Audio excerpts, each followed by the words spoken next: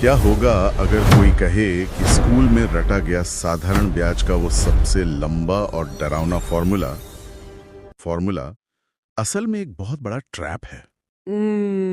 एक ऐसा जाल जो परीक्षा हॉल में सबसे ज्यादा समय बर्बाद करता है। बिल्कुल। आज हम देखेंगे कि कैसे उन सवालों को जिन्हें हल करने में अक्सर 5 मिनट लगते हैं, उन्हें बिना पेन उठाए सिर्फ 5 सेकंड में दिमाग में ही सुलझाया जा सकता है। जय हिंद दोस्तों, स्टडी टेक में आपका स्वागत है। और आज की इस गहन चर्चा में हम कुछ बहुत ही खास लेकर आए हैं। हाँ, आज की इस डीप डाइव की शुरुआत हम एक बहुत ही शानदार और प्रेरक विचार के साथ करेंगे। जो भी छात्र प्रतियोगी परीक्षा की तैयारी कर रहे हैं, उनके लिए ये है रटने का अंत, समझने की शुरुआत। और सच कहूं तो ये सिर्फ एक विचार नहीं है, बल्कि आज की हमारी पूरी चर्चा का जो आधार है वो यही है। एकदम सही। प्रतियोगी परीक्षाओं में गणित का एक ऐसा विषय है जो अक्सर किताबों में बहुत उलझा हुआ लगता है, साधारण ब्याज या जिसे सिंपल इंटरेस्ट कहते हैं। लेकिन आज हमारे पास जो स्रोत हैं वे कोई आम गणित की किताब नहीं है। हम स्टडी टेक द्वारा तैयार किए गए एक शानदार 3D मैप का विश्लेषण कर रहे हैं। 3D मैप मतलब ये एक तरह का विजुअल खजाने का नक्शा है। बिल्कुल, ये हमें सिखाता है कि बिना लंबी गणनाओं के सिर्फ विजुअल ट्रिक्स और कॉमन सेंस का उपयोग करके ब्याज के सवालों को कैसे हल किया जाए। सही कहा। और ये कोई साधारण किताब वाला तरीका नहीं है, ये परीक्षा हॉल के अचूक शॉर्टकट से भरा है। हाँ, लेकिन खजाने की इस खोज को शुरू करने से पहले हमें ये समझना होगा कि ये खजाना असल में बनता कैसे है। स्रोत में सबसे पहले एक बहुत ही रोचक कॉन्सेप्ट को समझाया गया है, जिसे उन्होंने ब्याज का मूल यंत्र या कोर इंजन कहा है। हाँ, अगर इस यंत्र की कार्यप्रणाली समझ में आ जाए तो आधा डर वहीं खत्म हो जाता है। इस मशीन की कल्पना कुछ इस तरह कर सकते हैं कि इसमें 3 चीजें एक साथ काम करती हैं। बिल्कुल। पहला है P यानी मूलधन, जो हमारी निवेश की गई शुरुआती राशि है। दूसरा है R यानी दर, जो ये तय करता है कि ब्याज किस गति से बनेगा। और तीसरा है T यानी समय, कि ये मशीन कितनी देर तक चलेगी। एकदम सही। जब ये तीनों मिलते हैं तो मशीन से ब्याज बाहर निकलता है। इसका बुनियादी सूत्र जो हम सब ने पढ़ा है वो है P गुणा R गुणा T और फिर उसे 100 से भाग देना। और जब मूलधन में इस ब्याज को जोड़ देते हैं तो मिश्रधन यानी अमाउंट बन जाता है। हाँ, यही पारंपरिक तरीका है। ठीक है, इसे थोड़ा समझते हैं। अगर इसकी तुलना एक नल से की जाए तो क्या साधारण ब्याज एक ऐसे नल की तरह है जिससे लगातार एक ही गति से सोने के सिक्के टपक रहे हैं? अरे वाह, ये एनालॉजी बहुत सटीक है। मतलब अगर नल की स्पीड नहीं बदली है तो हर घंटे बराबर सिक्के ही गिरेंगे, अचानक से उछाल या गिरावट नहीं आती। बिल्कुल नहीं। अगर नल से 1 घंटे में 10 सिक्के गिर रहे हैं तो 2 घंटे में 20 ही गिरेंगे। स्रोतों में एक एग्जाम हॉल फैक्ट दिया गया है जो इसे बहुत अच्छे से स्पष्ट करता है। वो 4 साल वाला उदाहरण है ना? हाँ।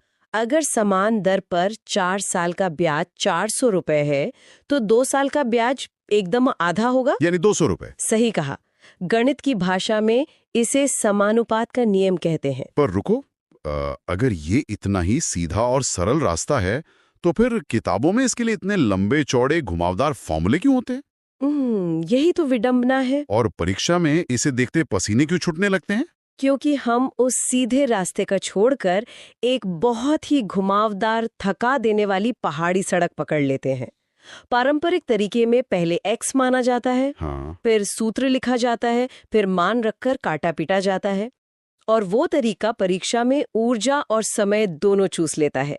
स्टडी टेक के इस मैप में उस पुराने तरीके पर एक बहुत बड़ा लाल X लगा दिया गया है। अच्छा। हाँ, परीक्षा हॉल में हर 1 सेकंड कीमती होता है और वहीं पर 100% का नियम काम आता है। ये 100% का नियम स्रोतों में बहुत प्रमुखता से दिया गया है, लेकिन मैं यहाँ थोड़ी सी असहमति जताना चाहूंगा। बताइए, क्या असहमति है?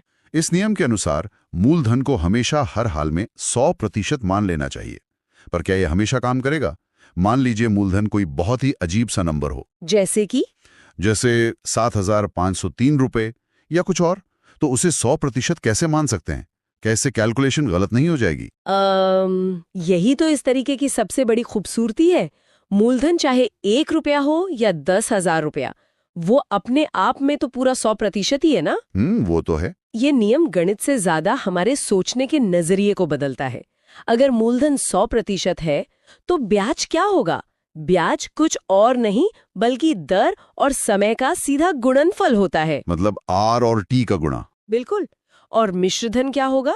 100% अपना पैसा और उसमें R गुणा T प्रतिशत ब्याज जुड़ गया। ओहो, मतलब इसमें वो P गुणा R गुणा T बटे 100 लिखने की कोई जरूरत ही नहीं है। बिल्कुल नहीं। यहाँ सबसे दिलचस्प बात यह है कि अगर इसे सही से लागू किया जाए तो शायद पेन उठाने की भी जरूरत न पड़े। एकदम। चलिए स्रोतों में जो उदाहरण दिया है उसी को लेते हैं। प्रश्न है, दर 5.5% है, समय 4 वर्ष है और मिश्रधन 7,503 रुपए है, मूलधन क्या होगा? अब अगर कोई इसे पारंपरिक तरीके से करे तो वो A बराबर P प्लस PRT बटे 100 लिखेगा, उसे 7,503 के बराबर रखेगा। हाँ, और फिर P को कॉमन लेगा। ये तो सुनते ही सिरदर्द लग रहा है। बिल्कुल, लेकिन अब इसे 100% के नियम से दिमाग में ही हल करते हैं। दर है 5.5% और समय है 4 वर्ष, तो कुल ब्याज प्रतिशत कितना हुआ? 5.5 को 4 से गुणा करना है। 5 को 4 से किया तो 20 और 0.5 को 4 से किया तो 2, यानी कुल 22% ब्याज बना। बहुत बढ़िया। तो 100% हमारा अपना पैसा था और 22% ब्याज मिल गया। मतलब कुल मिश्रधन हो गया 122%। एकदम सही। अब प्रश्न कहता है कि मिश्रधन 7,503 रुपए है।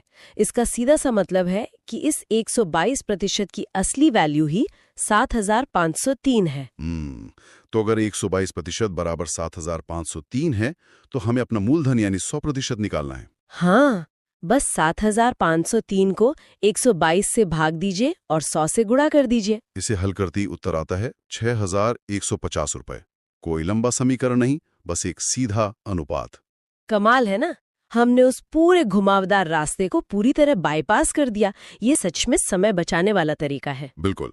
लेकिन चलिए अब थोड़ा मुश्किल सवालों की तरफ बढ़ते हैं।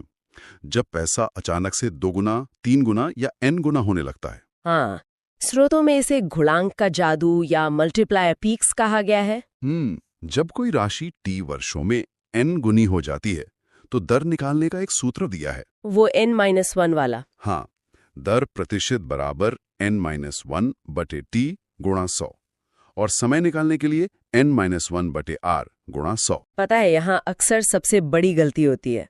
जब प्रश्न में लिखा होता है कि कोई राशि स्वयं की 5 गुनी हो गई, तो कई बार जल्दबाजी में सीधे 5 को ही ब्याज मानकर गणना शुरू कर दी जाती है। हाँ, और यही मेरा एक बहुत ही बुनियादी सवाल है।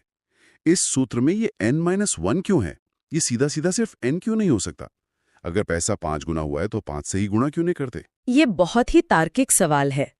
सोचिए, जब कहा जाता है कि पैसा 5 गुना हो गया, तो क्या वो पूरा का पूरा 5 गुना हिस्सा सिर्फ हवा से आया हुआ ब्याज है? नहीं, उसमें मेरा असली पैसा भी तो है। बिल्कुल।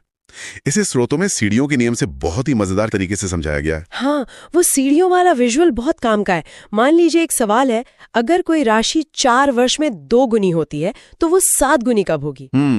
अगर कोई नॉर्मल तरीके से सोचे तो वो 4 का पहाड़ा पड़ने लगेगा कि 2 गुनी 4 साल में तो 4 गुनी 8 साल में, जो कि पूरी तरह गलत होगा, है ना? एकदम गलत। और यहीं पर ये सीढ़ियों का नियम काम आता है। 2 गुनी होने का असली मतलब क्या है? इसका मतलब है कि इसमें एक हिस्सा मूलधन है और साथ में एक हिस्सा ब्याज जुड़ा है। बिल्कुल। इस एक हिस्से के ब्याज को कमाने में 4 वर्ष का समय लगा। ठीक है, एक हिस्सा ब्याज कमाने में 4 साल लगे। अब राशि को 7 गुनी करना है। 7 गुनी का मतलब क्या हुआ? एक हिस्सा अपना मूलधन और बाकी बचे 6 हिस्से ब्याज।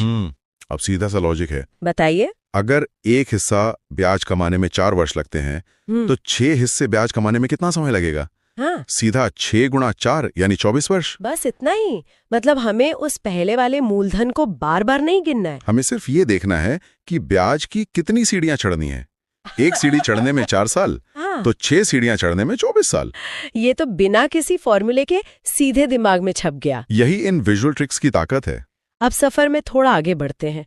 हमेशा दर एक जैसी नहीं रहती। हाँ, कभी दर अचानक गिर जाती है तो कभी अलग अलग समय के लिए अलग अलग दरें लागू होती हैं। स्रोतों में इसे बदलाव का चौराहा कहा गया है। फ्लक्चुएशंस। असल जिंदगी और असली एग्जाम दोनों में हालात बदलते रहते हैं। अगर दर अचानक से गिर जाए तो क्या होगा? नियम बहुत ही सीधा है। दर या समय में जो भी सीधा बदलाव होता है उसका सीधा असर ब्याज पर होता है। एक उदाहरण लेते हैं। हाँ, मान लीजिए किसी निवेश पर 18% ब्याज मिल रहा था, लेकिन अचानक दर गिरकर 15% हो गई। इस वजह से आय में 750 रुपए की कमी आ गई। अब मूलधन कैसे निकालेंगे? अगर मैं पुराने तरीके से करूं तो पहले 18% पर x मानकर ब्याज निकालूंगा, फिर 15% पर x मानकर निकालूंगा, फिर दोनों को घटाकर 750 के बराबर रखूंगा।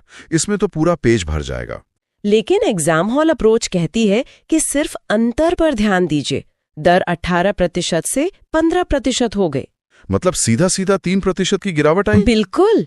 और रुपयों में यह गिरावट 750 रुपए है।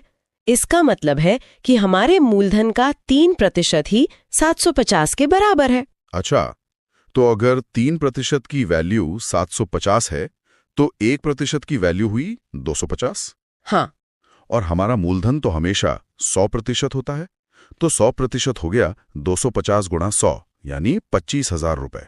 ये तो सच में बिना पेन चलाए हल हो गया। यही तो जादू है।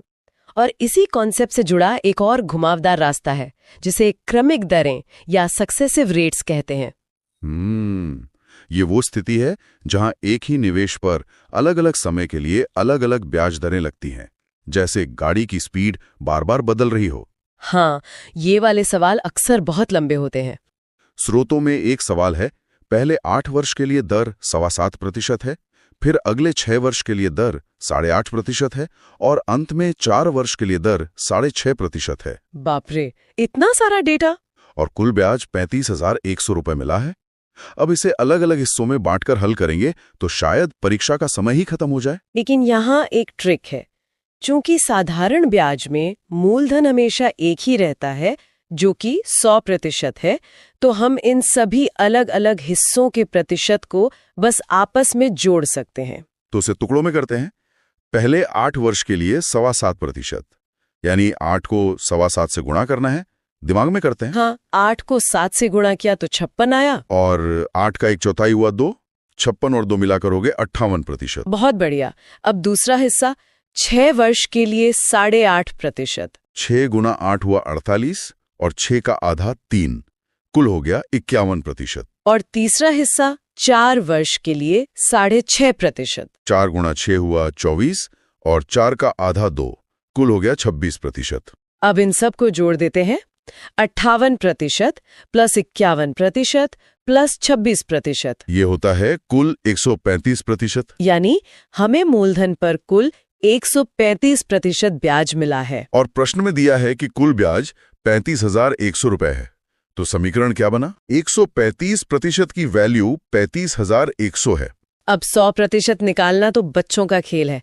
35,100 को 135 से भाग दें और 100 से गुणा करें तो सीधा 26,000 रुपए आता है। हमने इतने जटिल सवाल को सिर्फ गुणा और जोड़ के एक आसान से सवाल में बदल दिया। ये सच में गेम चेंजर है। बिल्कुल। लेकिन अब हम उन सवालों की तरफ आ रहे हैं जो परीक्षा में सबसे ज्यादा डराते हैं, जब एक ही पैसे को 2 अलग अलग जगह निवेश करना पड़े। स्रोतों में इसे विभाजित निवेश या डिवाइडेड ट्रेजर का नाम दिया गया है। हाँ, ये सवाल अक्सर छात्रों को फंसाता है। मान लीजिए कुल 15,600 रुपए हैं, इसे 2 हिस्सों में निवेश किया गया। एक हिस्से पर 7% ब्याज मिलता है और दूसरे पर 9%। कुल 3 वर्ष का ब्याज 3,738 रुपए मिला है। पूछा जाता है कि 7% और 9% वाले हिस्से में कितनी कितनी राशि लगाई गई थी। यहाँ तो पक्का x और 15,600 माइनस x मानना पड़ेगा ना, वरना इसे कैसे अलग करेंगे? नहीं, यहाँ एलिगेशन विधि एक जीवन रक्षक का काम करती है, लेकिन इसे रटने के बजाय समझते हैं। ठीक है। सबसे पहले 3 वर्ष का कुल ब्याज 3,738 रुपए है, तो 1 वर्ष का औसत ब्याज कितना होगा? 3,738 को 3 से भाग देंगे तो 1,246 रुपए। ठीक है। 1 साल में दोनों हिस्सों से मिलाकर कुल 1,246 रुपए मिले। अब क्या? अब हम एक अनुमान लगाते हैं। सोचिए, अगर हम पूरा का पूरा 15,600 सिर्फ 7% वाले खाते में डाल देते तो 1 साल में कितना ब्याज मिलता? 15,600 का 7% जो होता है 1,092 रुपए। और अगर हम पूरा का पूरा पैसा सिर्फ 9% वाले खाते में डाल देते तो कितना मिलता? 15,600 का 9% जो होता है 1,404 रुपए। ओके, तो एक एक्सट्रीम है 1,092 और दूसरा एक्सट्रीम है 1,404। लेकिन असल में हमें मिले हैं 1246, जो इन दोनों के कहीं बीच में है। बिल्कुल। अब हमें बस क्रॉस में अंतर निकालना है। 1404 और 1246 के बीच का अंतर है 158। और 1246 और 1092 के बीच का अंतर है 154। तो स्रोतों में जो 158 और 154 लिखा था वो यहां से आया। मतलब 7% वाले और 9% वाले हिस्से का अनुपात 158 और 154 हो गया, जिसे अगर हम 2 से काटें तो 79 और 77 बन जाता है। एकदम सही। अब हमारे पास सीधा अनुपात है 79:77।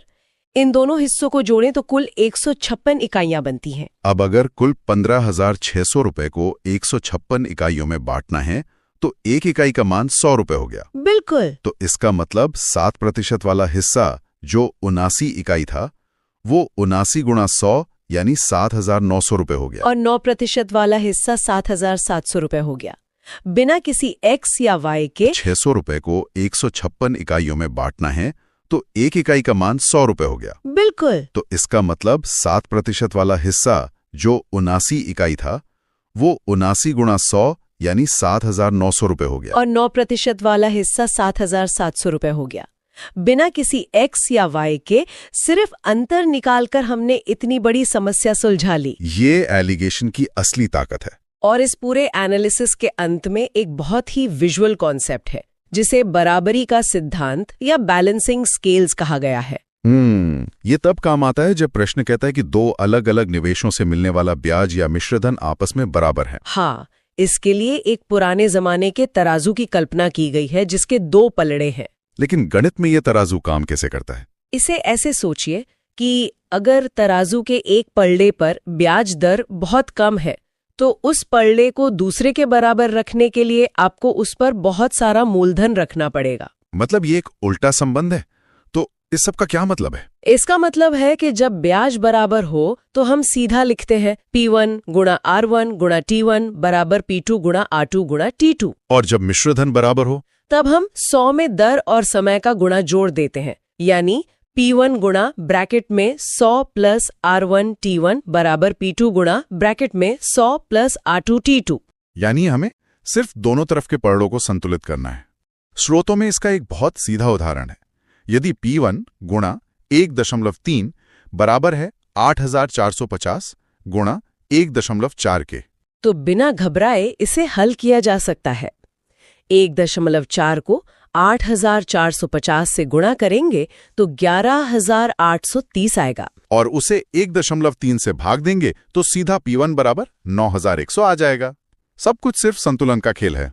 यही इस पूरे अप्रोच का सार है, जटिलताओं को हटाकर गणित के अंतर्निहित लॉजिक को सामने लाना। तो आज हमने इस पूरे कॉन्सेप्ट को डिकोड कर लिया है। हमने देखा कि कैसे किताबी तरीके हमें लंबे कैलकुलेशन के खड्डे। आज के इस डीप डाइव में इसी 8वें अजूबे यानी चक्रवृद्धि ब्याज के विज्ञान को डिकोड किया जाएगा।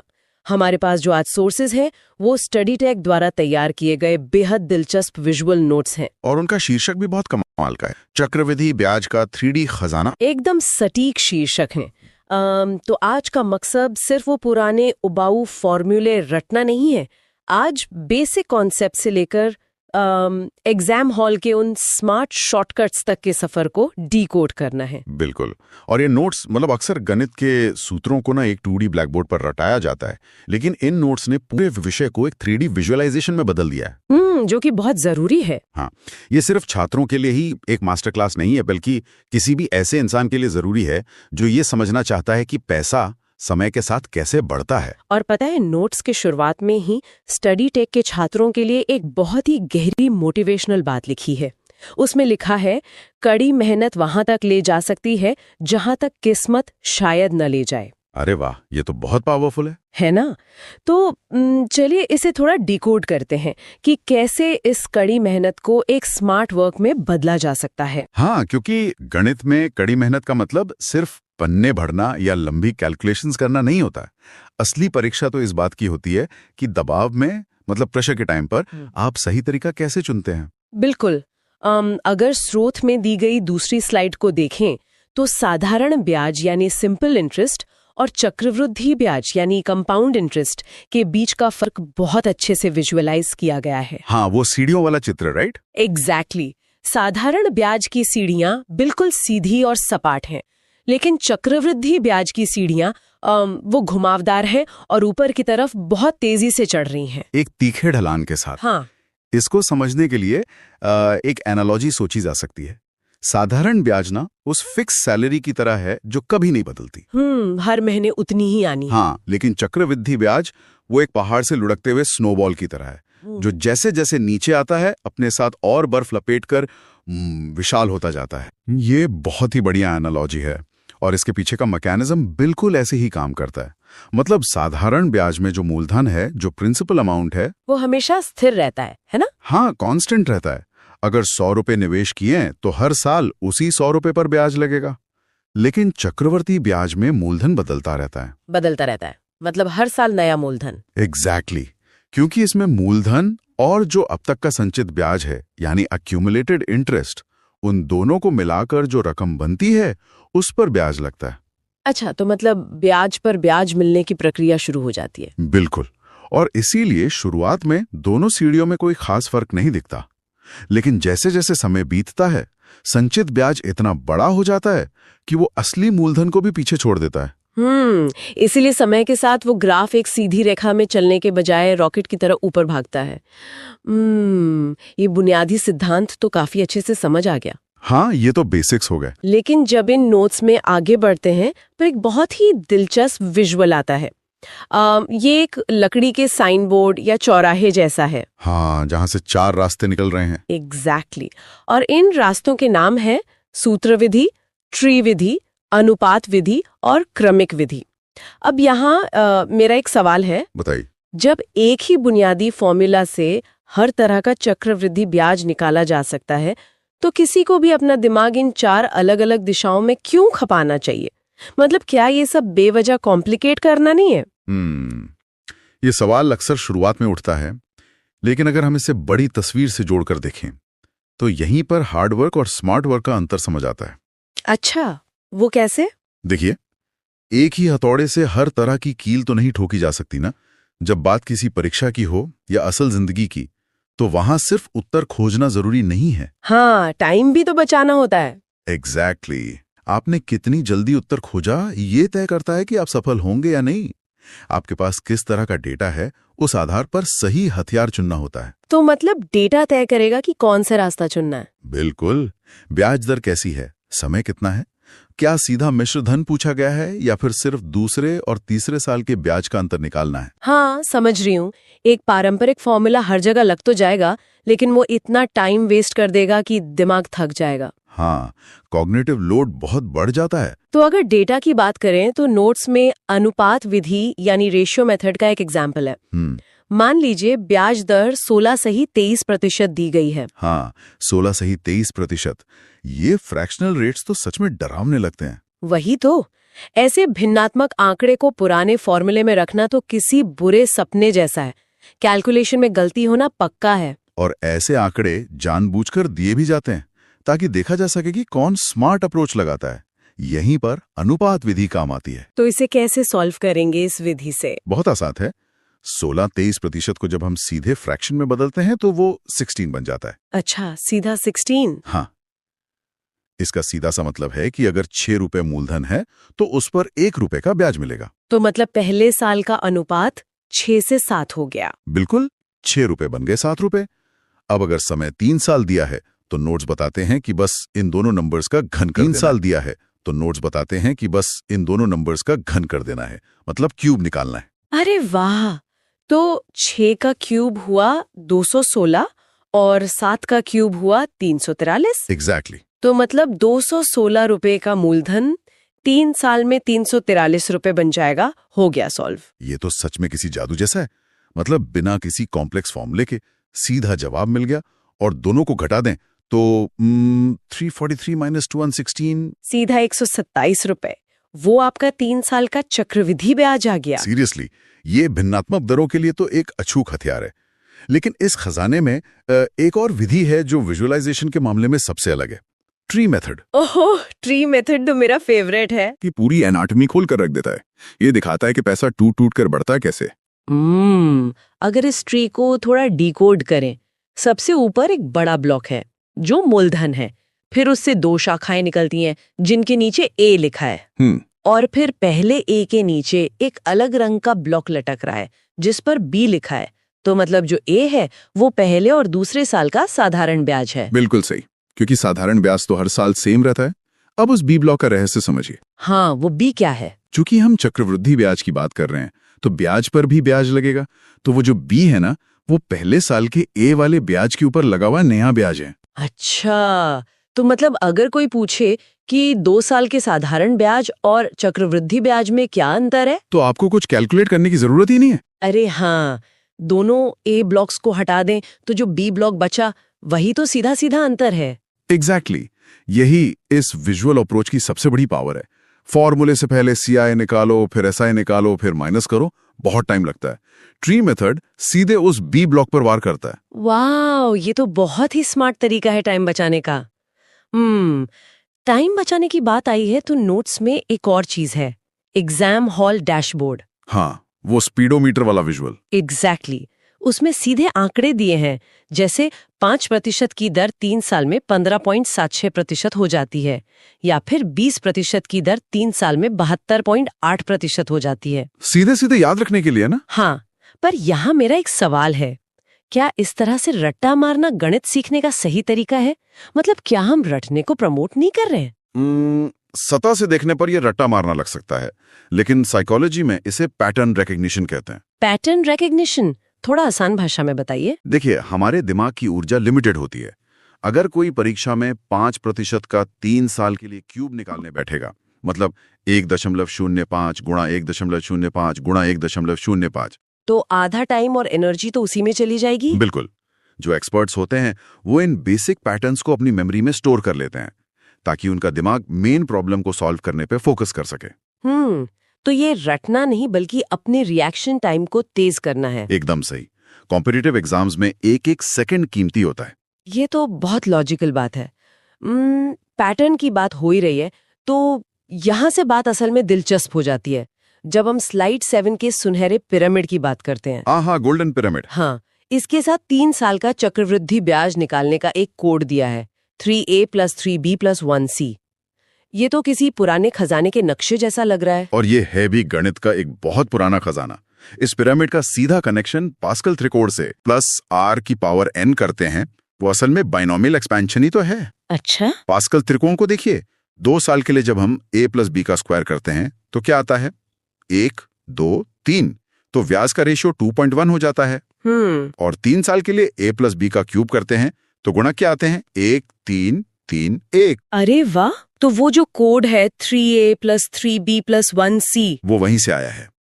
a मूलधन पर मिलने वाला सीधा ब्याज है जो 3 बार मिलेगा।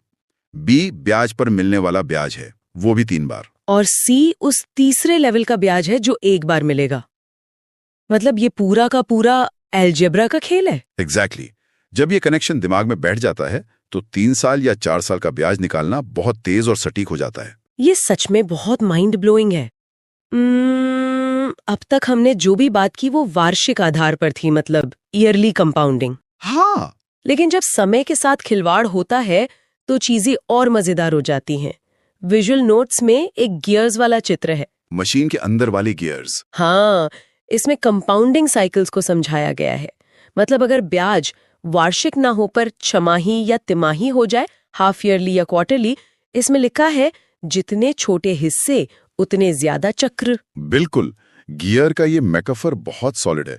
जब ब्याज वार्षिक जुड़ता है तो साल में मशीन का गियर सिर्फ एक बार घूमता है। और अगर छमाही हो तो मशीन साल में 2 बार ब्याज जोड़ती है, गियर 2 बार घूमेगा।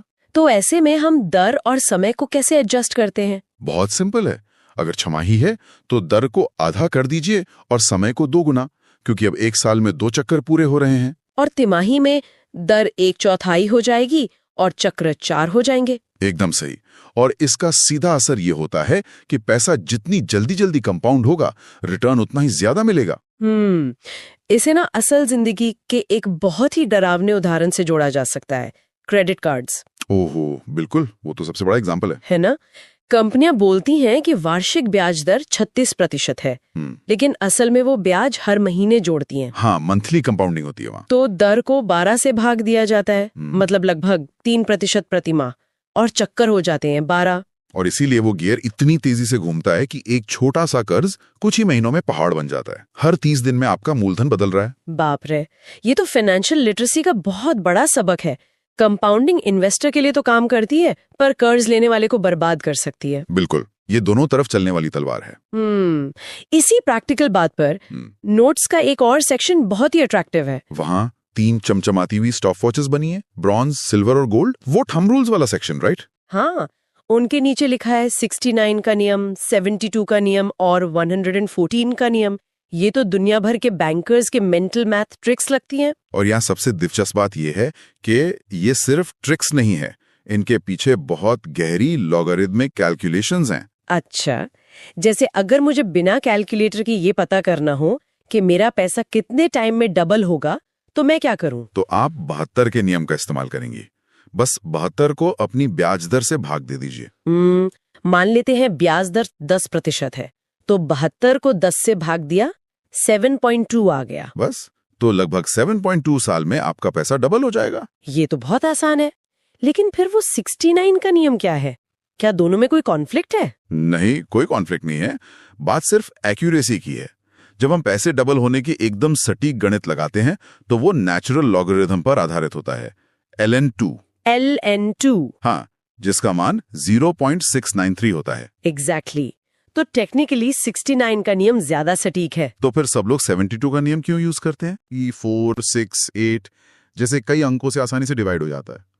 तो मेंटल कैलकुलेशन में आसानी होती है और जवाब भी लगभग सेम ही आता है। स्मार्ट। और वो जो तीसरी गोल्ड स्टॉप वॉच है, 114 का नियम, वो पैसे को तिगुना यानी ट्रिपल करने का टाइम बताता है। बस 114 को ब्याज दर से डिवाइड कर दो। वाओ, फ्यूचर की प्लानिंग के लिए तो ये गजब के टूल्स हैं। वाओ, फ्यूचर की प्लानिंग के लिए तो ये गजब के टूल्स हैं। इसी से जुड़ा एक और चौंकाने वाला कॉन्सेप्ट है मल्टीप्लाइंग फैक्टर। हाँ, घातांक वाला कॉन्सेप्ट।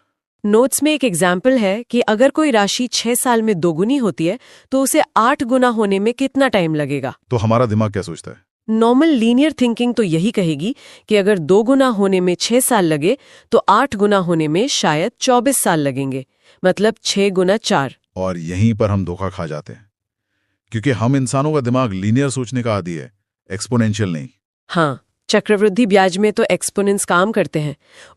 8 असल में 2 का क्यूब है, यानी 2 की पावर 3। बिल्कुल। तो इसका मतलब पैसे को दोगुना होने का जो प्रोसेस है वो 3 बार रिपीट होगा। तो हमें बस उस पावर 3 को 6 साल से गुणा करना है। 6 गुणा 3 18 साल। सिर्फ 18 साल में पैसा सीधा 8 गुना हो जाएगा। एग्जैक्टली। हर 6 साल का चक्कर पैसों को डबल कर रहा है। 6 साल में 2 गुना, 12 साल में 4 गुना और 18 साल में सीधा 8 गुना। ये सच में कंपाउंडिंग की असली पावर है। समय के साथ ये जिस स्पीड से छलांग लगाता है ना, वो सच में आम इंसान की सोच से बाहर है। बिल्कुल, ये एक्सपोनेंशियल ग्रोथ का जादू है। अगर इस पूरे खजाने का एक निष्कर्ष निकाला जाए, तो आखिरी स्लाइड का स्मार्ट वर्क फ्लो चार्ट बहुत काम का है। हाँ, वो एग्जाम के प्रेशर में कंपास की तरह काम करता है। इसको अगर समराइज करें तो, अगर परीक्षा में दर पूर्णांक है, जैसे 5 या 10%, तो सीधा डैशबोर्ड या क्रमिक विधि लगाओ। एकदम सही। अगर दर फ्रैक्शंस में है, जैसे 16-23%, तो बिना सोचे अनुपात विधि यूज करो। और अगर सवाल 2 या 3 साल के अंतर पर है, तो तुरंत ट्री मेथड या पिरामिड बना लो। सही टाइम पर सही हथियार चुनना ही तो मास्टर क्लास है। बिल्कुल। इन नोट्स ने गणित को बहुत लॉजिकल बना दिया है। लेकिन इस तकनीकी बात से हटकर मैं एक और गहरे विचार पर बात करना चाहता हूँ। वो क्या? देखिए, हमने देखा कि कैसे एक छोटी सी ब्याज दर समय के साथ मिलकर एक विशाल परिणाम देती है। ये तो पैसों की बात हुई। हाँ। लेकिन सोचने वाली बात यह है कि क्या इस कंपाउंडिंग को सिर्फ बैंक खातों तक सीमित रखना चाहिए? ये तो बहुत अलग नजरिया है। क्या आप इसे आदतों और बिहेवियर से जोड़ रहे हैं? बिल्कुल। सोचिए, अगर कोई इंसान अपनी आदतों में कुछ नया सीखने में रोज सिर्फ 1% का कंपाउंडिंग इंटरेस्ट लगाए, रोज सिर्फ 1% खुद को बेहतर बनाए, हाँ, तो गणित के हिसाब से 1 साल बाद वो इंसान 37 गुना बेहतर हो चुका होगा। 37 टाइम्स। वाओ। और अगर यही सिलसिला 3 या 5 साल तक चले तो उसके ज्ञान और अनुभव का जो मिश्रधन तैयार होगा ना, वो दुनिया के किसी भी खजाने से ज्यादा कीमती होगा। ये तो सच में एक आहा मोमेंट है। हम सब पैसों की कंपाउंडिंग तो समझ लेते हैं, लेकिन अपनी आदतों और नॉलेज की कंपाउंडिंग को भूल जाते हैं। वही सबसे जरूरी गणित है जो सबको हल करना चाहिए। बिल्कुल, वो साधारण सीधी सीढ़ियों से लेकर उस घुमावदार एक्सपोनेंशियल ग्रोथ तक का सफर, ये सिर्फ गणित नहीं बल्कि जिंदगी को देखने का एक नया नजरिया है। एकदम सही कहा आपने। और दोस्तों, इसी गहरे विचार के साथ उम्मीद है कि आज के इस विश्लेषण ने आपके दिमाग के भी कुछ नए गियर घुमा दिए होंगे। एक नए मल्टीप्लाइंग फैक्टर की शुरुआत हो गई होगी। बिल्कुल, सीखते रहिए और खुद को कंपाउंड करते रहिए।